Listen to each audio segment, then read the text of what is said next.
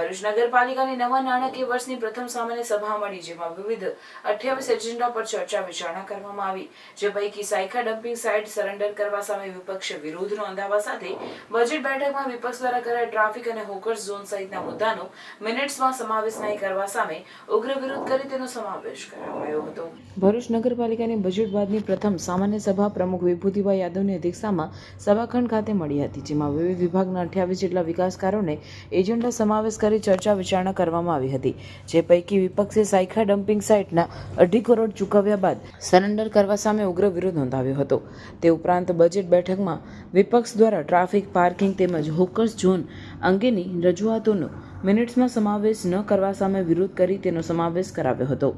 વિપક્ષના નેતા શમસાદ અલીએ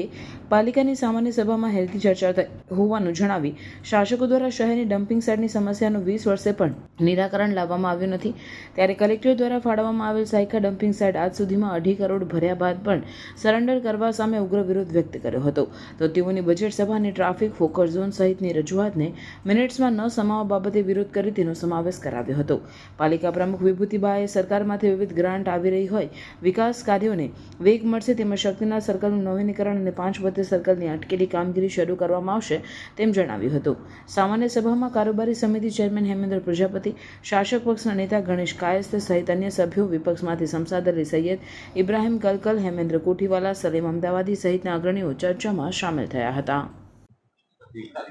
નમસ્કાર। 30/4/2025 રોજ ભરૂચ નગરપાલિકામાં સામાન્ય સભા યોજાઈ હતી। સભામાં નગરપાલિકા દ્વારા સરકારશ્રી તરફથી આપણને ગ્રાન્ટ મળવામાં આવી છે। એ ગ્રાન્ટનું આપણે વ્યવસ્થિત રીતે આયોજન કરી અને કામો મૂકીશું, જેથી કરીને ભરૂચ શહેરમાં આપણે વિકાસના કામો કરી શકીએ અને આપણી ભરૂચની જનતાને એમાં લાભ મળે અને ભરૂચમાં એના વિકાસના કામમાં વધારો થાય અને શક્તિનગર સર્કલનું ડેવલપિંગ માટેની કામગીરી પણ અમે અત્યારે થોડાક જ દિવસોમાં એ કામનું પણ અમે તાત્કાલિક ધોરણે કામ ચાલુ કરવામાં આવશે। 532નું કામ પણ જે અત્યારે બંધ છે એ કામ પણ વહેલી તકે પૂર્ણ કરવામાં આવશે અને હાલમાં જે કામો ચાલુ છે એ ચોમાસા પહેલા પૂરા થાય એ રીતેનો અમારો નગરપાલિકાનો પૂરેપૂરો પ્રયત્ન રહેશે અને વિકાસના કામો અમે હર હંમેશ કરતા રહીશું। આજરોજ ભરૂચ નગરપાલિકાની સામાન્ય સભા મળેલ હતી, તેમાં જે કહી શકાય કે ગઈ બજેટની મિટિંગના અંદર વિપક્ષ દ્વારા જે મુદ્દા આપવામાં આવેલા હતા ભરૂચના વિકાસ માટે, જેમાં હોકર ઝોન છે, તળાવને ડેવલપમેન્ટ કરવાની કામગીરી છે, ટ્રાફિકની સમસ્યામાં કઈ રીતે છુટકારો મળી શકે અને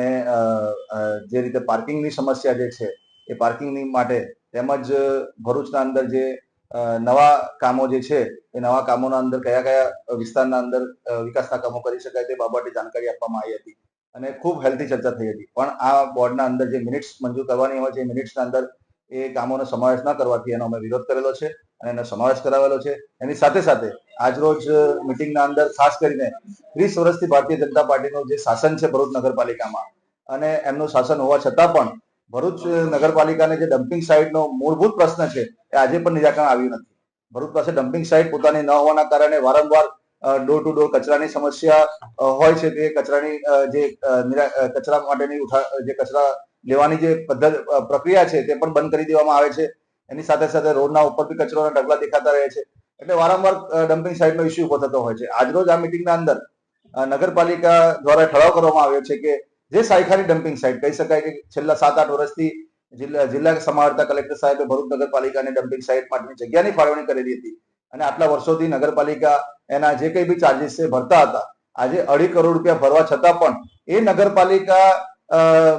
આજે સરેન્ડર કરવા માટે એટલે કહી શકાય કે જે જગ્યા છે તેને સરેન્ડર કરીને એને ત્યાંથી ડમ્પિંગ સાઇટ તરીકે એને બંધ કરવા માટેની આજે